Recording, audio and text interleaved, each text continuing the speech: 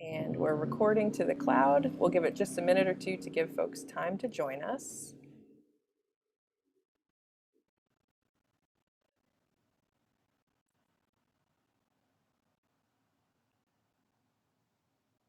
It's in the chat here.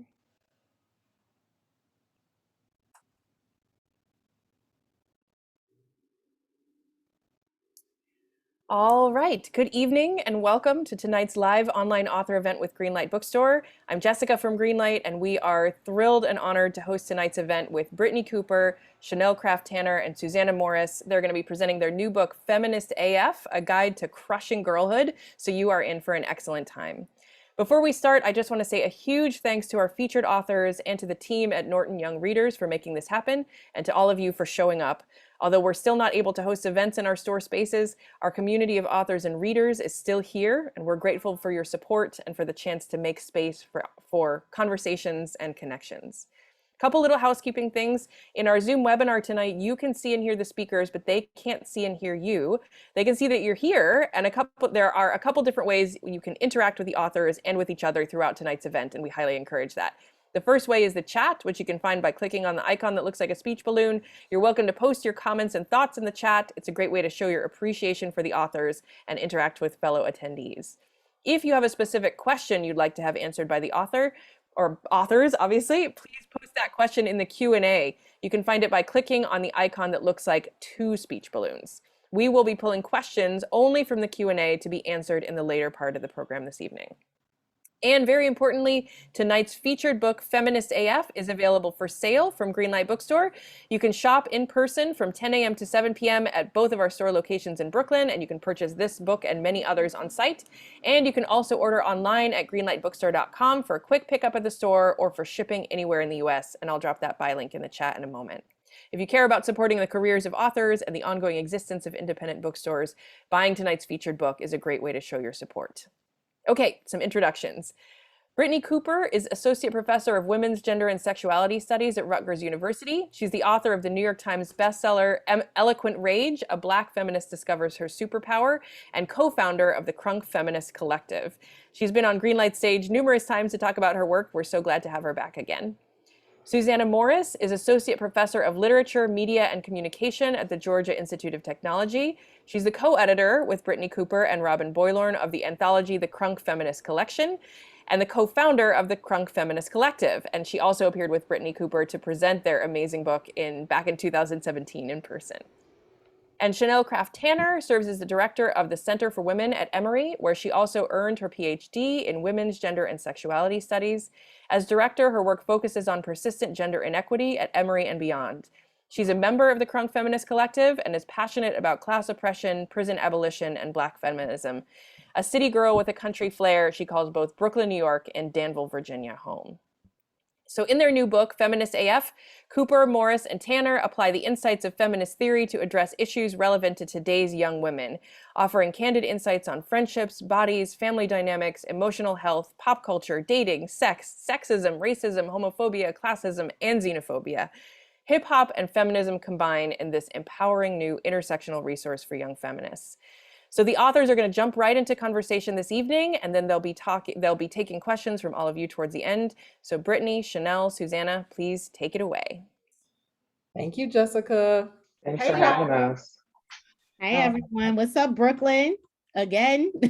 Hey, we couldn't, do this without, coming back through Greenlight, which has been so supportive of our work for so long. Absolutely. So we appreciate you so much.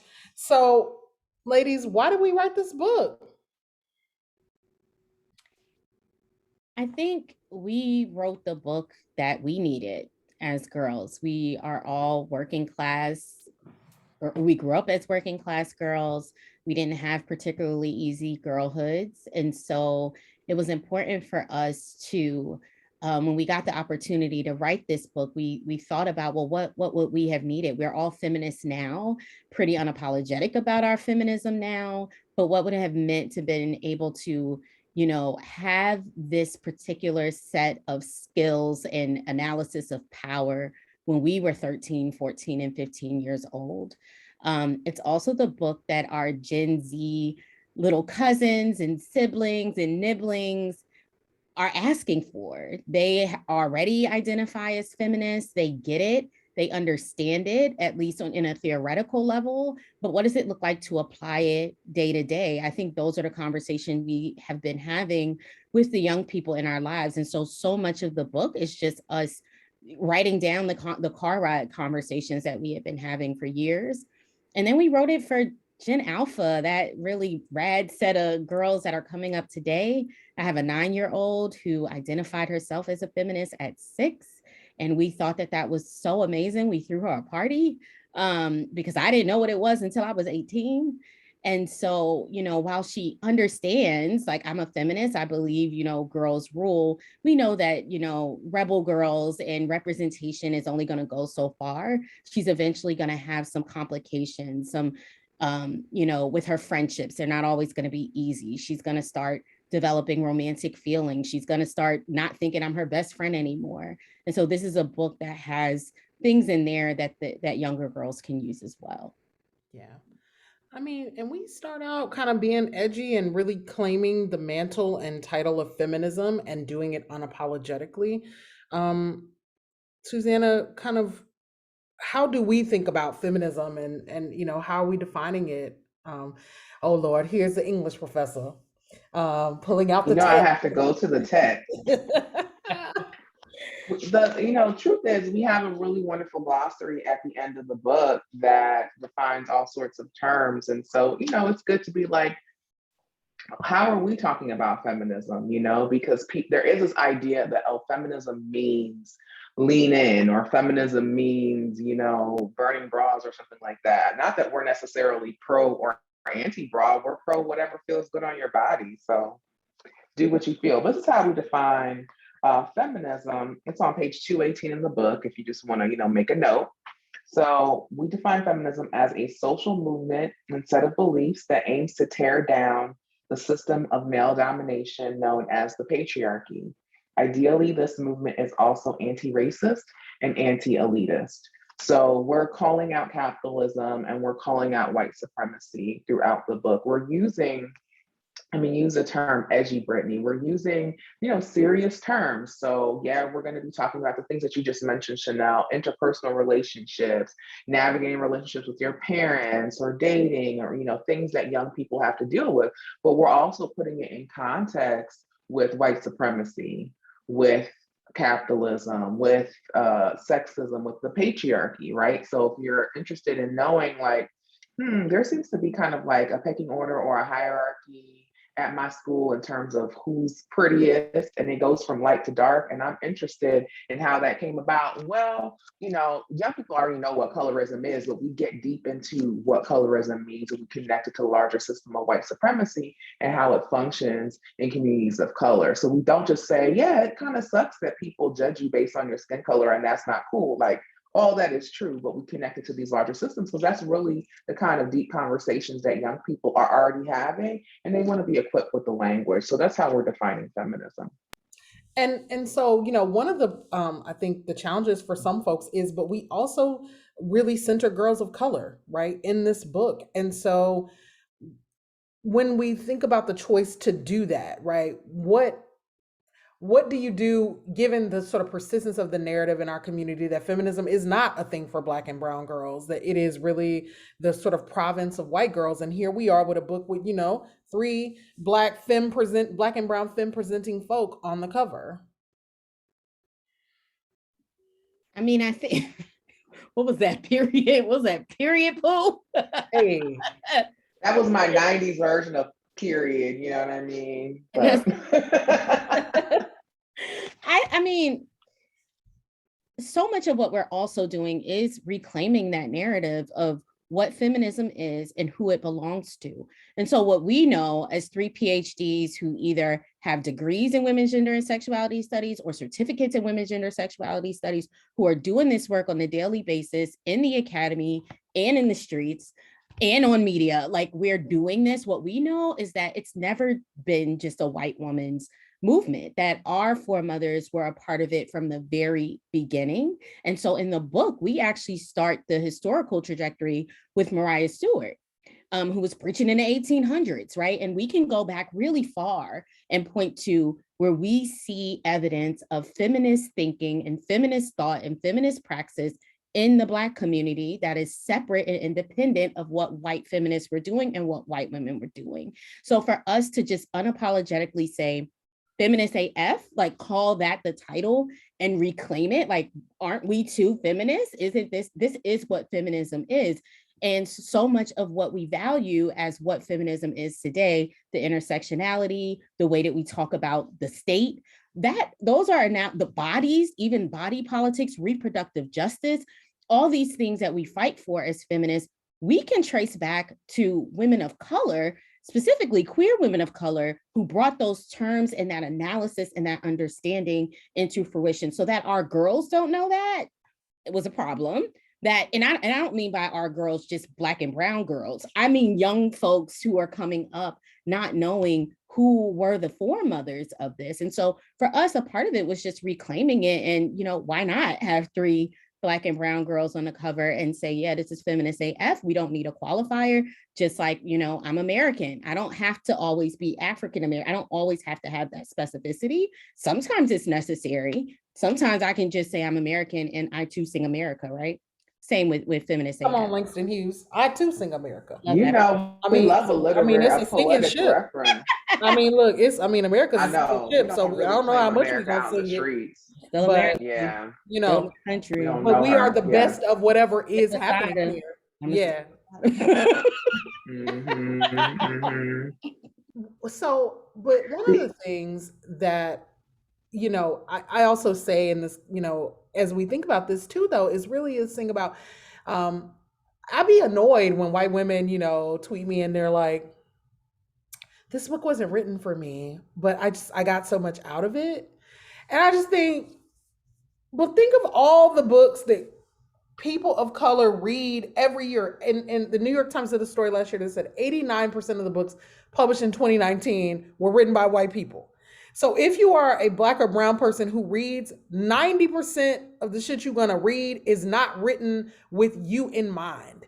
And yet we don't go to books and be like, this wasn't written for me, but you know, I got something out of it. We go to those books and we read them because we're like, they're books. But then when it becomes books that center our story, suddenly, you know, there's this, like, white people are surprised that they can relate, as though girls of color are growing up on a different planet than white girl. I mean, I am amazed by it. It's like, it's a book. Books are for everybody, right? Yeah. It's so interesting, you know, especially as someone who teaches and reads science fiction and fantasy, and folks will read about another planet, because I think the connection you're making is an apt one, but our folks will be quick to read about another timeline or planet and relate to it. You know, be like, oh my gosh, Katniss Everdeen, The Hunger Games. We're like, but we're living in the Hunger Games, like this COVID response, and then, oh no, that's not the. It's like, no, this is all. Have you read Parable of the Sower? Come on, Octavia Butler. When we talk about the good news of Octavia E. Butler, you know, to your point, Brittney, we've grown up reading the classics. My, you know, degree, my background's in English. I've read all the Shakespeares, all the Jane Austens, and anybody that knows me knows how I feel about Jane Austen. I love her. And I love her shady antics. And she was not thinking about me at all, not even a smidge or a little bit. But she knew there would be a shady bitch out there who would love to read about shenanigans in people's families and drawing room drama. And I'm that person. And so, you know, in all due seriousness, it's good for young white folk to read stuff that does not center them, where they are not the heroine, where they are not the protagonist, they're not the center, but they can still learn, like, yeah, actually, this is how I should understand white supremacy, because it affects me too, right? It might affect me in different ways. My relationship to the patriarchy might be different than my friend or classmate who is brown and Muslim, but, you know, I need to think about my relationship with the patriarchy. So it's good. People of color, queer folk, trans folk, non-binary folk, we often move in a way that's minoritized. We're not minorities because we're the majority of people on the planet, but we are minoritized by US American society. And so we're not trying to devalue white children, but it's okay for them to sort of understand themselves not in the center, and for their parents to get it too. So white folk who are parenting, who are mothers, fathers, gunkles, child-free aunties, whoever you are in that village, it's okay to read this book and also see yourself, on the margin, maybe not in the center, and learn something from it. So And I do think we really do try to see ourselves as also partnering with, even aunties of color and moms of color and adults of color who are trying to think about what young people are going through. And so this book is a resource that you can read together with your young people, right? And, have conversations. Um, what is one of the more controversial things that you think you said, or a thing that like might actually challenge somebody in this book, or something unexpected that somebody our age would get, right? Because young people are like, that's right, challenge us, you know what I mean? But what is the thing that y'all think maybe we said that might people be like, I can't believe they went there? What you think? I know it's Zoom, but I know you looking at me. One of the things that I brought into the book was this idea that your children's sex lives are none of your business. And I think that that's going to ruffle a little bit of feathers. It's in our Let's Talk About Sex Baby chapter. And I mean, the chapter is wonderful. We do a lot around consent. We talk about, things we wish we would have known. And then there's just a little quick note to parents where I'm saying like, that's not your business. I think, what our job is as parents, I'm trying to find it, but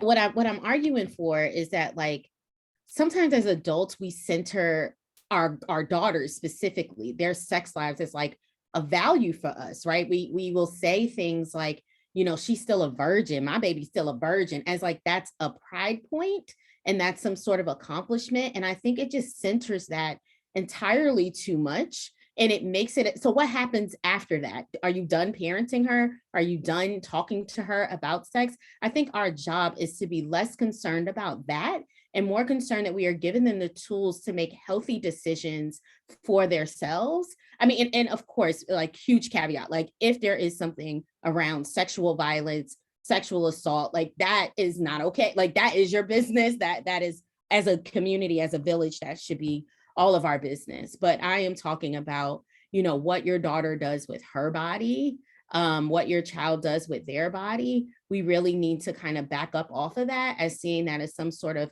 parenting accomplishment, because those conversations around consent should be happening at 2. Those conversations about bodily autonomy should already be happening.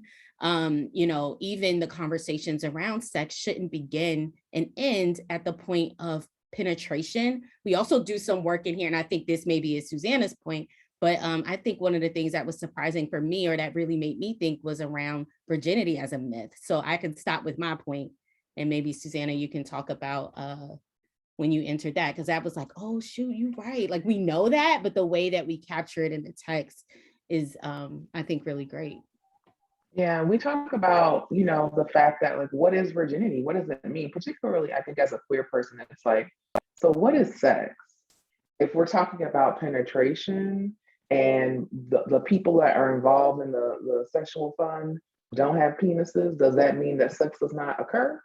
And what does penetration mean? There could be digital there's all kinds of ways that we can connect physically with one another, right? And so because, we grow up in this heteronormative society, that means like if a penis touches a vagina in this particular way, sex has occurred.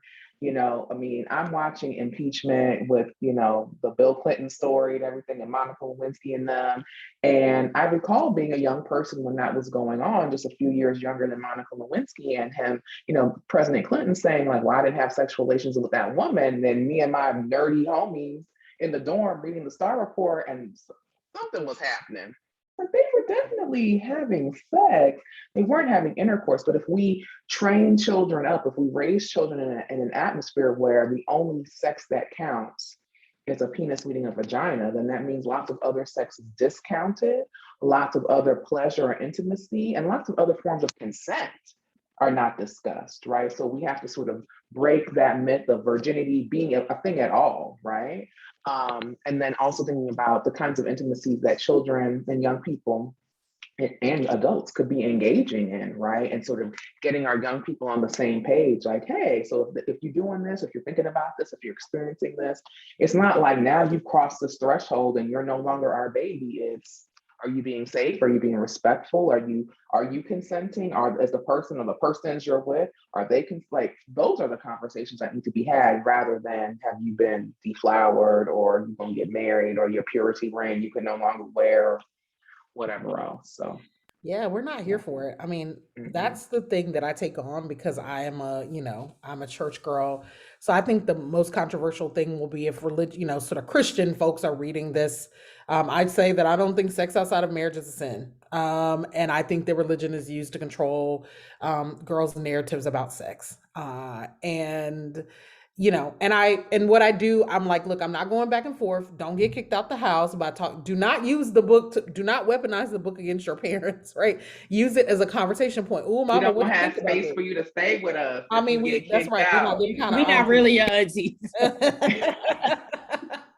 You cannot stay with us if this That's book right. is kicked out the It's house. like you cannot. So I like sort of say, look, I think your parents might disagree, but you get to, it's your body, so you get to have an opinion about your pleasure, your intimate life, and what that means. Here are some books for you to read so that you can sort of formulate an opinion, because I'm tired of those conversations, people not being explicit.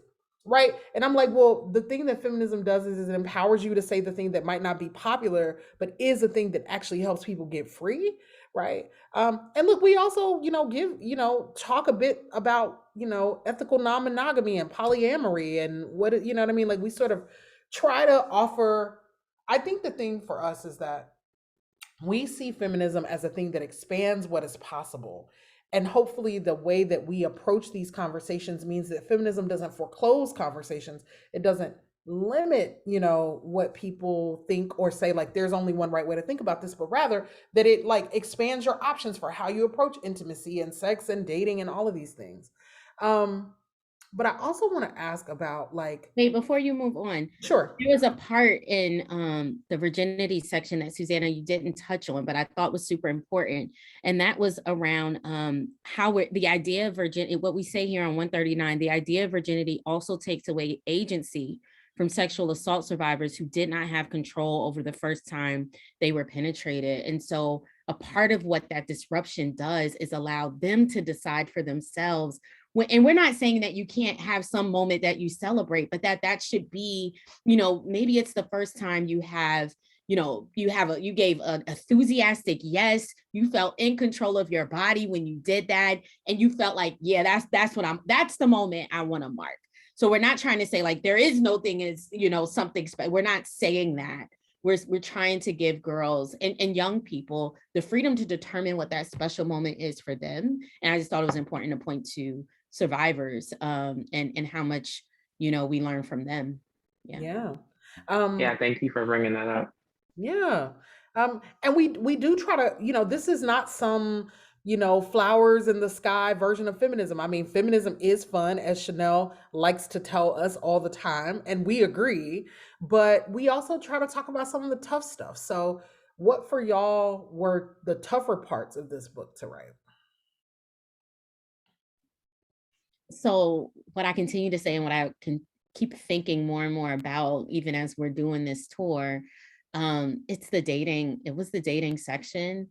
I went back to journals that I kept in high school and looked over, I was very boy crazy. So almost every page is about some relationship. I also have been like booed up every year since like kindergarten. So anyway, so I had lots of, it was like, you my boyfriend now, but I had lots of, rich material in there. But it was my early heartbreaks, as well as those really strong feelings of love.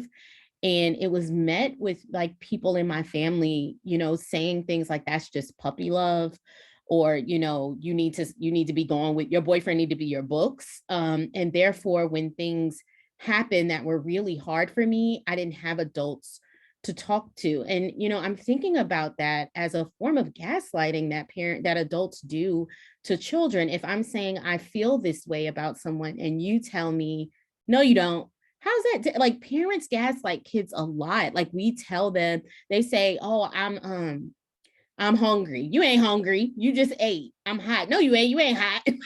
Like we do that. We really do. Kids kind of messed up. But as teenagers, it happens a lot around dating and relationships. So when I was being gaslit by my boyfriend or betrayed, I had no one that I could go to. And I just remember being super embarrassed because it was like everyone in the school knew this betrayal happened. And I would come to school with like puffy eyes, crying. And I'm the same person who, you know, would hold off my grief around my mother's death when I was 11 until I got home. So the fact that like people knew that I had, you know, when you cry and your eyes are puffy in the next one, you can't really do anything about that. And we didn't have YouTube. Pretty sure there's some like tip now that like put some hydrocortisone on your eyes or something like that. We didn't have that. And so those feelings were so strong for me. And I thought that I was over it because like I'm married with 2 kids. Like I didn't, yeah, those were 20 years ago, but it resurfaced so much. And so, but I was really grateful to have the space and the opportunity to work through that from a feminist lens, to say like, wow, what if little Chanel had feminism then? How would I have navigated dating differently? And to be able to offer that to young people and their parents now, and the adults in their lives now, I think we have to, if it matters to them, then it matters. So that was a hard chapter for me, but it was good to work through it. That's right. What about you, Susana? Yeah, I would say a chapter that was, you know, maybe put me in a tender place was one I wrote about being like in the 5th or 6th grade and having a crush, and that crush not being reciprocated, and in fact, homeboy being really an idiot and asking my friend out, my homegirl, and I was like, really? Absolutely not. I mean, he's still alive and living his life, but he lost out back in 1991. But He's still but my alive. homegirl was like, He's like, that's right. It's like, you do me wrong, then you can go ahead. Like you don't you even. would just disappear. He's But he's like living his life. He's a great still person. breathing. I mean, it's We a were little cool bit after Black that. Widow of you, but that's fine. Like, It is spooky season. But yeah, and then my homegirl was like, oh no, never that. And we like walked off together. And in this chapter I'm coming out, I kind of imagine, you know, I didn't think about myself as a queer person at that time, you know, and just thinking, giving sort of a way for young people who are coming to terms with their sexuality and thinking through what it means to be queer language, right? To come to terms with that was like definitely putting me in a tender place. Like I was like, oh, okay, this is, you know, because like you were saying, Chanel, the way that I thought about myself back then was very different than how I conceive of myself now. And then you have to go back to yourself, which is why we're saying this book is for, and as much as it's about or for young people, it's also for the adults in their life. And we keep on hearing from folks, and maybe this will resonate with viewers who are online now, that, you know, they're like reading it like, oh, I'm seeing little such and such, you know, in the pages of this. So that was one of the chapters that made me feel that way. What about you, B? you know, the Can We Live chapter, we try to disrupt this, you know, Black and brown girls and young folks, they got so much on them in this moment, so much heaviness, so much to carry, both politically and personally. And here's the thing, that's never not been true, although it feels particularly acute in this moment. And what we wanted to do was disrupt that idea that you need to be strong, that you owe people your resilience. And that chapter is a chapter where I talk about losing my dad at 9, and never missing a day of school, like losing him on a weekend, going to school Monday, burying him the next weekend, going to school the next week, and never stopping, like, and getting A's, like getting straight A's. It was that year was like the best year. I catapulted academically. Um, and but the problem is that because I didn't have the space to grieve, you know, my mom worked hard. There was no like getting off of work and tending to me, because, you know, it was all on my mother. You know what I mean? And I think that what I internalized was like, what I can do is, there is all this chaos, but school became my place of escape. And I think I felt like I could control my environment but the lesson I have had to learn over and over again in my life is that my professional life, or my academic life isn't isn't the same thing as me being mentally well. And what we know in these professions we're in is that so many of us use the achievements of our work as the indicator that we are doing well, even when emotionally we are not doing well. And the thing is, that stuff starts in girlhood. It starts when we think that because Black girls are getting straight A's out here, that they are mentally doing just fine, when often they're miserable. That was certainly true for me. And as a young person, it meant that I was dealing with suicidal ideation, quite frankly, and attempts very young. And it means that I was, um, and I didn't know how to say that. I was dealing with racist teachers at school who were humiliating me every day, and I wasn't telling the adults about that. Um, and so that is not stuff that I have ever talked about a lot, even with my close friends. I think I was deeply ashamed of it as a young person. I don't think I knew anybody who ever talked about things like that. Even when I did finally tell an adult, told my mom, and she put me in therapy. I was in therapy with this older white guy, and he was helpful, but like there was nobody in my community, and so people were sort of quaint about it. Like I would have to leave this summer program every Tuesday and Thursday to go to therapy. And I told the girl who was like the kind of camp counselor, and she was super loving about it because I like whispered, I was like, I gotta go to therapy, and she looked like, oh, I care, like what's wrong? But basically that was nothing anybody was doing in my working class hood. Like kids weren't going to therapy, and it was super expensive or whatever. Um, and so I still associated it with like kind of, it was foreign, right? It was another thing that also made me a weirdo, and and I think we just want to name for girls that if you are not feeling well, even dealing with thoughts of suicide, it is not regular, but it is common, right? It is a common part of life experience that sometimes the level of weight we are asked to carry is really hard. We are dealing with that stuff very early. And, naming that, and, so we name it and we sort of say, like, find you an adult that you can talk to, or here's some resources you can consult, right? But I think too that so much of what we're trying to do in this book is just to say to girls, like, we see you, like we hold your truth, and yeah, it was hard to write that, and I think if like my adults in my life, my elders read it, I don't think they ever knew, because quite frankly, I don't think I knew at 9 how much heaviness I was holding. It's like you can look, and 9 is, I keep saying, it's like I'm 40 now. And I look at the 9-year-olds around me and I'm like, they so little. And when you're that age, you feel like you feel older than you are.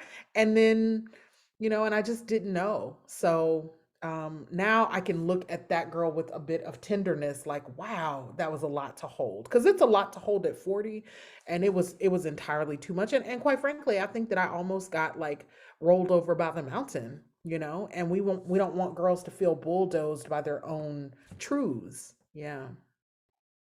Yeah. Um, well, fun stuff. What fun, because Chanel's always like, feminism is fun. It isn't all this heavy stuff. And so, Yeah, well, we what? made it to the back of the book when y'all get your copies. It's such a beautiful book. It's like this page. I know I got the blur on, so you can't see, but it's a flap, and it says feminism is fun. It makes life better. Don't believe it when people tell you that feminists hate men. There we go, Susanna. Don't believe it when they tell you that we ruin all the fun. Don't believe it when they say we are only angry. Our lives are filled with so much joy and passion and purpose. And this book is fun. The whole thing, like, even though there's heavy in there, even in the sections that have heavy outside of Can We Live, because I think there's nothing we could do to really lift that up other than to say we got each other. But it's full with quotes, and the making the playlist was fun, and the movie list was fun, and looking at the images is fun. It's beautiful and pink and all of that. I think I had a lot of fun actually with with the section on family. So we, in that section, we have a lot of like frequently asked questions that teenagers may ask. And it was really fun to actually think through how to help them contextualize their the issues that they're having in larger systems and structures. So there's an example of a young person who's saying, you know, that they're kind of mad that they always have to keep their little siblings while their mother goes to work. And it's like, she had these kids, not me. And so we're like, you know, we feel you, we understand. You can feel how you feel. Like you're fine to feel angry, but don't be angry at your mama. You need to be angry at a system. Like you need to be angry at capitalism, you know, and that we don't have universal health care. Be mad at that, channel it that way. But your mother is doing the best that she can. And then we give some tips for like how to incorporate your little siblings with your friends. Maybe y'all can do some things every now and then, you know, that they would enjoy too. So maybe you go to the fair, maybe you take them to the movies, and 9 times out of 10, your friends are cool with them kind of hanging around too. So I liked doing that over and over again in all those questions. I think we gave a lot of grace to parents just by contextualizing, you know, some things for them and doing it in like an applied feminist way, because as feminists, we believe in, you know, we value the household, we value these kinds of things. We brought these things to the forefront. And so we want our littles to not be blaming their parents for everything that goes wrong. And I also really think, you know, what I really liked about that chapter is the note that we had on bad Black mothers. So we took it seriously enough to kind of say like, and another thing we don't want you doing in general is perpetuating this trope that Black mothers are a problem over and over and over again. And so we, you know, kind of highlighted that just to make them aware of the ways that they may push forth those narratives. So that was a fun chapter for me, the fan. Yes. Yeah. I would go with our section where we talk about talismans. So they're sort of like your good luck charms, things that you really love that make you feel affirmed, even when everything else is going wrong. So, you know, I identify as a femme and lipstick is my thing. Today, I didn't really do lipstick. I did more of a lip gloss because I'm at home. But this is an oldie but goodie from MAC. It's called Ladybug. Oh, yes. Let me do the YouTube. Hold on. You know. Welcome back to my channel. By your hand. You know. Yeah, let me see. It's a gloss. Let me. What in the world? Don't make me feel the fantasy. Next week, you know, I'll be like, yo, I just launched a YouTube channel. I love it. But I love wearing lipsticks and all that kind of stuff. And it always makes me feel like myself when I have that on. So yeah, that's my talisman. So that was fun to write. Talisman, my talisman, hoop earrings. I have, and even in my baby pictures, I got baby hoop earrings on. It's what I wear. And I'm a fly kick kind of girl, so it's gonna be my sneakers always. You know, there's a Black girl in my community back home who makes her own sneakers, and I just ordered a custom pair and they arrived today. I am not home to get them, but she's dope and she's 11. Why did you not tell me that? Oh goodness. Okay, offline. And you know, we support every form of Black girl magic. Make us the shoes. My claim to fame is that I had a brief period as a hot girl when I was like 14 to 17. I had lots of swag. And so I like tried my hand at the, it went away very swiftly, but it was a good moment. It was really legendary for me. And I wrote the first draft of our dating chapter, how to shoot your shot, right? How to flirt, because you know the thing sometimes is I think that people don't think that feminists got swag. It's like, but we do, and even it can be feminist swag, and feminism can help you to sort of get your thing together. And so I just write about taking chances, about taking risk, being direct, asking for the things that you need. And so we have some fun tips there, which we imagine that young people will sort of take and riff off them and do them in the ways that make sense for them. But that are really about, folks being able to have agency so that they're not waiting on the love or the partnerships or the romantic connections that they want to happen to them, but that they feel like they can initiate, and also because I think too, we want to have a conversation about like how to approach that in a healthy way, how to be all right if you get rejected, because we're like, look, somebody might reject you, might not be everybody's cup of tea, but you somebody's cup of tea, right? And so we wanted to take on those things that then scar young people for life, that early moment of trying to navigate it and feeling like people don't really see you or get you. Because quite frankly, if we had a better conversation about rejections and boundaries in our culture, we wouldn't have a problem with incels in the way that we do, right? Young men who get violently angry because they don't feel like they have the dating options they want, cishet white dudes typically.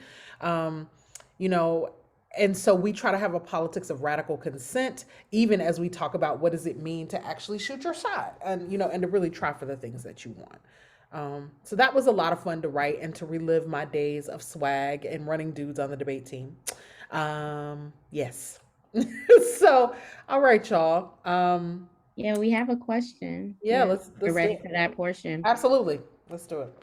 So our first question is, what do you say to girls or youth regarding the Dave Chappelle special? Is there a section of the book that will help them talk to their family and community about why his comedy is problematic? I saw that question and we do have a section. I was trying to find it in the book, but we have a whole section on how to talk to your problematic faves. Um, and so I did find it, and then I lost the page that quickly because child, I'm a middle-aged person. But we essentially say, like, be curious about. So part of the thing, oh yes, so it's on page 196 of the book, and we do about 3 pages. So here's some of the tips we give. We tell people to be curious, because we say that one of the things that happen in these conversations is that people say stuff and they're the problem, but you are on the defensive because you feel like you have to defend your point of view. And so rather than you like getting defensive, start asking them questions like, why do you like Dave Chappelle? Or what do you think he gets right? Or why do you think that that's funny? Or like, explain to me what you think is really great about it. Because it becomes a way to have a conversation where you're not necessarily doing the labor of teaching. If you don't want to do that, you can sort of figure out what the actual assumptions are, and it might give you a more common ground to have the conversation you really want to have. Because one of the things that happens with young people in conversations, particularly with elders, is that elders see them as being disrespectful because they're like, y'all are all the woke brigade and y'all want to police all our fun and this and that and the third. But but saying like, asking questions in a non-interrogative way can sometimes, and with a real curiosity about what they love, right, about this, can give the ground for a different conversation. We also tell people to honor their boundaries and to decide when to teach and when to not teach. And we also tell folks that if people get defensive with you, you don't have to take responsibility for their feelings because they feel called out, right? You can say your thing. And when they're then like, you just make everything not fun, that's not the moment to then be like, no, feminism is fun. That's the moment to be like, you have feelings about this. You're entitled to those feelings. I'm not the cause of the feelings, right? Your actions are harmful and problematic. So we encourage young people to confront, to engage, but to decide what the goal is of the conversation. Are you trying to just do a call out? We also sort of remind people of calling in versus calling out, particularly if these are relationships that you're trying to sustain. Then sometimes you might not want to actually put people on blast, but you do want to address the issue. So yeah, absolutely, because Dave Chappelle is a rolling dumpster fire, and we need young people to say the things. So one thing too, like specifically about Dave Chappelle, is I have a few friends who do have older teenage daughters and sons, and they watch the special, and many of them are like, "Wait, is he supposed to be funny?"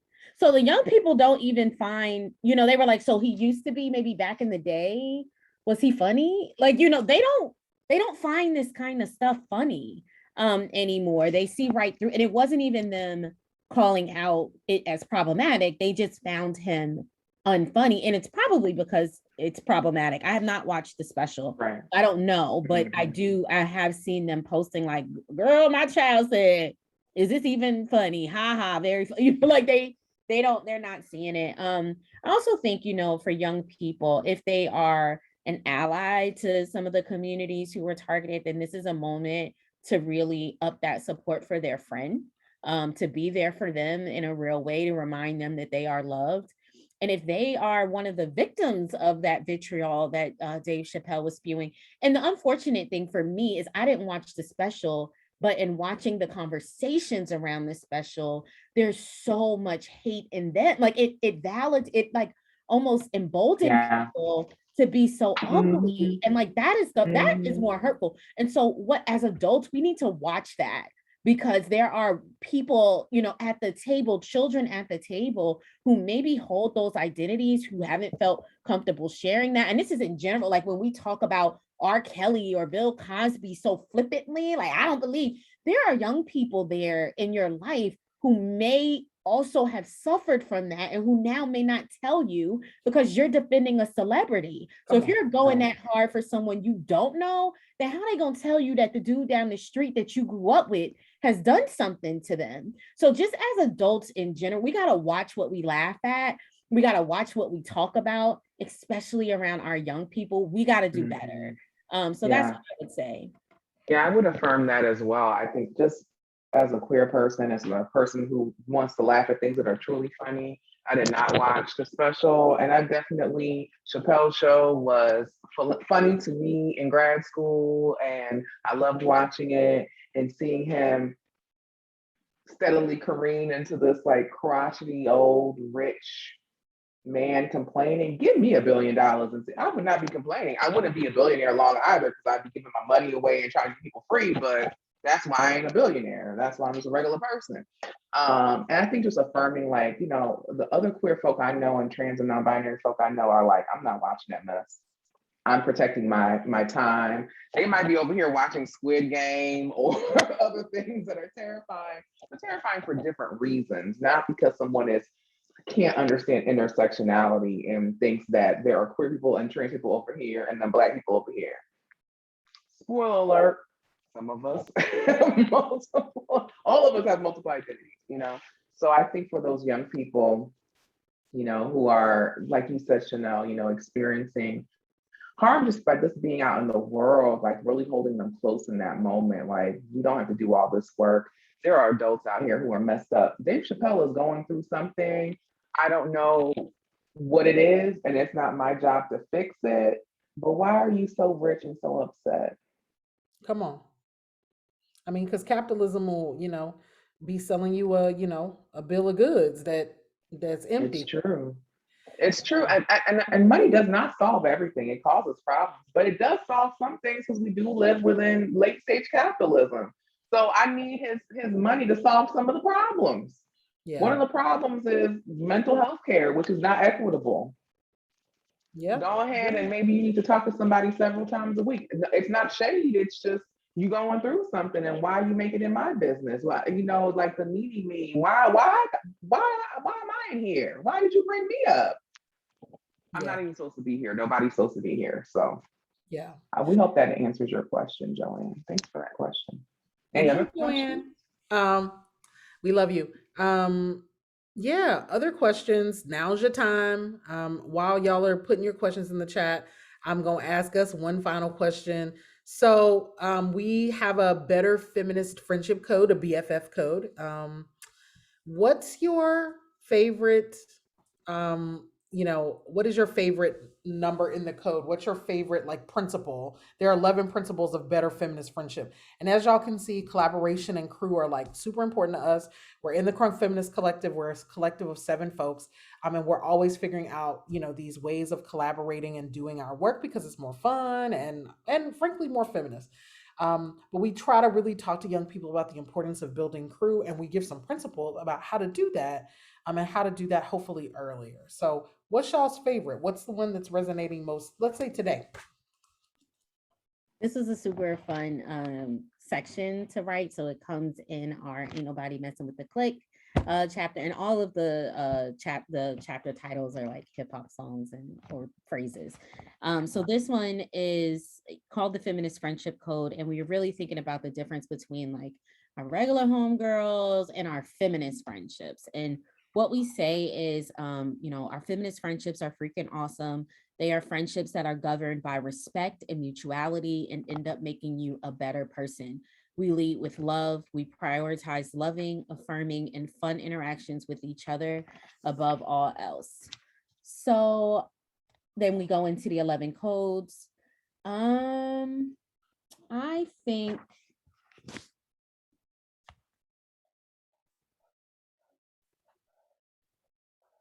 I'm gonna just go with what I always go with. I really do like it. So Article 8, we will have difficult conversations when an offense occurs. And we talk about, and I think this is just super important because as with young people, you're gonna mess up your friendships. Like you're gonna do some stuff, like you're figuring it out. And so I think it's not useful to just like try to live a life where you just completely don't mess up at 16, 17. It's more like, okay, so then when I mess up, what am I supposed to do? And I think this is where we can, as adults, help them. So in this particular article, we give Dream Hampton's example of anatomy of an apology, and it's 3 parts. And so first you say, I'm sorry. Then you say, here's my understanding of how I hurt you. And then you say, I will never do it again. And so I just think it's so simple, but so good and so underutilized. More people need to be able to do that. And then we say, you know, apology is not, I'm sorry, but that's bullshit. We don't do that. Like, that's not an apology. You need to say, oh, I'm sorry. And I understand that, you know, me telling you that, me saying, calm down, really bothered you or bothers you. And I won't do that anymore. Yeah. So, yeah, that's mine. I'm gonna switch mine up because we love talking about this, our friendship code, not the 10 crack commandments, the 11 articles of the friendship code. And so I'm gonna go with Article 3 since I mentioned shady behavior before with my love of Jane Austen. We will not engage in shady backstabbing behavior. It's fun to read about it or to watch it on a show. Real Housewives of Potomac or something, or the Real Housewives of Beverly Hills, or your Jane Austen, or whatever your flavor is. But to actually engage in that interpersonally is really terrible, right? And I feel like the moments where I've had friendships where that's happened, you feel objectified. You know, it feels terrible, right? And I don't want to treat people. I don't want to interact with my friends on that level. So this is what we say. This one is simple. We don't betray our friends.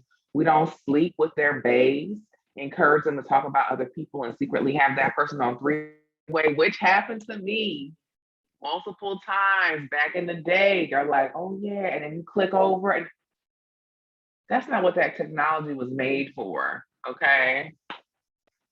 And also comes with a caveat of whatever the kids are using 3-way for now, because you know yeah, the group chat, the secret, I don't know. In the group chat, or you know. Yeah, you can discipline. Yeah, don't do that, whatever that is.